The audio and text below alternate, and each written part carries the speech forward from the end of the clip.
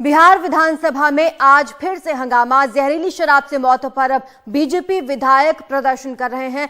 सदन में बीजेपी सांसदों की जमकर नारेबाजी चल रही है। नीतीश सरकार के इस्तीफे की मांग कर रहे हैं। ये सभी विधानसभा की कार्यवाही कुछ देर के लिए स्थगित करनी पड़ी। आपको बता दें, लगातार पिछले 2 दिनों से हंगामा हो रहा है बिहार विधानसभा में और लगातार यहां पर नारेबाजी की जा रही है। जहरीली शराब से अब तक 50 से ज्यादा लोगों की मौत हो चुकी है और ऐसे में बीजेपी विधायक लगातार प्रदर्शन कर रहे हैं। सदन में बीजेपी विधायकों की नारेबाजी, नीतीश सरकार के इस्तीफे की मांग, अब विधानसभा की कार्यवाही कुछ देर के लिए स्थगित कर दी गई है। लगातार यहां पर बीजेपी के विधायक नीतीश सरकार की खिलाफत कर रहे हैं और इस्तीफे की मांग की जा रही है, उनसे जवाब मांगा जा रहा है।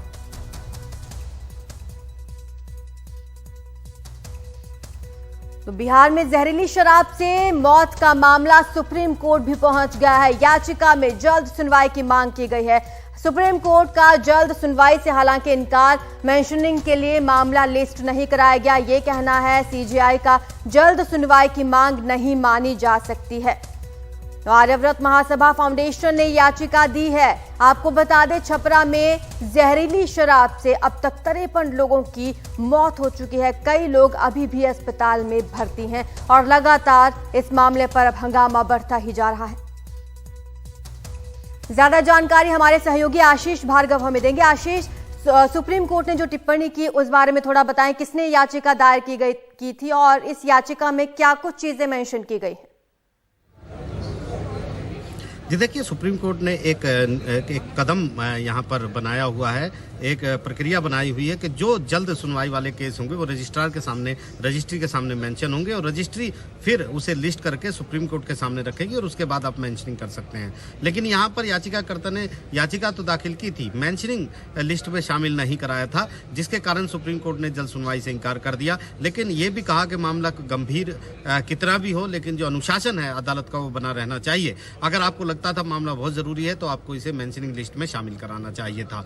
यहाँ पर आर्यव्रत महासभा फाउंडेशन आया है। उनकी 3 प्रमुख मांगे हैं। उनका ये कहना है कि बिहार सरकार की लापरवाही और निष्क्रियता के चलते लोगों की जान चली गई है। ये उनके मौलिक अधिकारों का उल्लंघन है, हनन है और ऐसे में सुप्रीम कोर्ट को इस पूरे मामले की निष्पक्ष और स्वतंत्र जांच के लिए एक एसआईटी का गठन करना चाहिए। साथ ही साथ देश भर में इस तरह की घटनाएं हो रही हैं, अवैध शराब बन रही है, अवैध शराब बिक रही है, अवैध शराब का व्यापार हो रहा है, तो उनके लिए एक नेशनल एक्शन प्लान होना चाहिए, ये सुप्रीम कोर्ट ने कहा है। और तीसरी मांग की गई है, जो पीड़ित हैं उनके घर वालों को, जिनकी मौतें हुई हैं, उनके घर वालों को उचित मुआवजा दिलाने के आदेश सुप्रीम कोर्ट जारी करे। तो एक अहम याचिका है, लेकिन अब इसकी सुनवाई जनवरी से पहले नहीं हो पाएगी। तो निश्चित तौर पर अभी फिलहाल मामला जरूर सुप्रीम कोर्ट पहुंच गया है, लेकिन सुनवाई अभी नहीं होगी। राजेश, ये तो रही सुप्रीम कोर्ट की बात, लेकिन मुआवजे का आपने जैसे जिक्र किया है कि कहा गया है कि जो लोग पीड़ित हैं उनके परिवारों को मुआवजा दिया जाए। मुआवजे की बात बिहार के मुख्यमंत्री से भी लगातार विपक्ष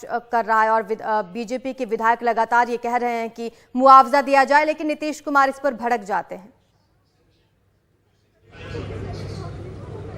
जी देखिए, राजनीति एक अपनी जगह है, लेकिन जब अदालत कोई आदेश देती है, निश्चित तौर पर हमने देखा था मोरबी में जो घटना हुई थी उस पर सुप्रीम कोर्ट ने हालांकि सुनवाई से इनकार किया था, लेकिन गुजरात हाई कोर्ट को कहा था कि जो पीड़ितों का मुआवजा बढ़ाने की मांग पर विचार करें और गुजरात हाई कोर्ट ने सरकार को कहा भी है कि मुआवजा बढ़ाएं। ये एक ऐसी घटना है जिस पर काफ़ी नज़र सुप्रीम कोर्ट की रहती है। पंजाब का एक केस सुप्रीम कोर्ट में चल रहा है, कल भी सुनवाई हुई थी और पंजाब सरकार को लगातार इस मामले में फटकार सुप्रीम कोर्ट लगा रहा है। सुप्रीम कोर्ट ने यह तक कह दिया कि ऐसा लगता है कि हर गली मोहल्ले में एक शराब की भट्टी, अवैध शराब की भट्टी पंजाब में चल रही है। कल सुप्रीम कोर्ट ने बिहार का भी हवाला दिया था कि देखिए बिहार में क्या हो रहा है। यही वो सिचुएशन है, यही वो हालात हैं जिससे हम बचना चाहते हैं कि आगे ये घटनाएं ना हो। इसलिए पंजाब सरकार को कहा था कि जब घर में आग लग जाए उस समय कुआं नहीं खोदा करते हैं, उससे पहले व्यवस्था की जाती है। तो यानी पंजाब सरकार ने भी एफिडेविट फाइल किया है और कहा है कि वो लगातार निगरानी कर रहा है, लोकल पुलिस को जवाबदेह बनाया गया है, सस्ती शराब मुहैया कराने की नीति लगाई गई है।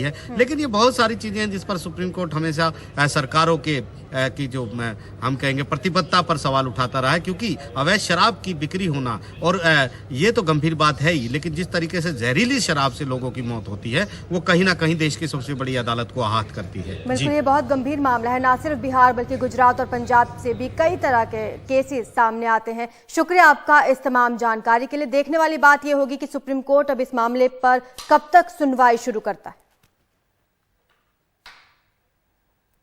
बिहार के छपरा में जहरीली शराब से मरने वालों का आंकड़ा अब 53 तक पहुंच चुका है। कल तक मृतकों की संख्या 40 थी। अब भी हालांकि कई लोगों का इलाज जारी है। कई लोगों की आंखों की रोशनी जाने की भी खबर सामने आ रही है। जांच के लिए एसआईटी का गठन कर दिया गया है।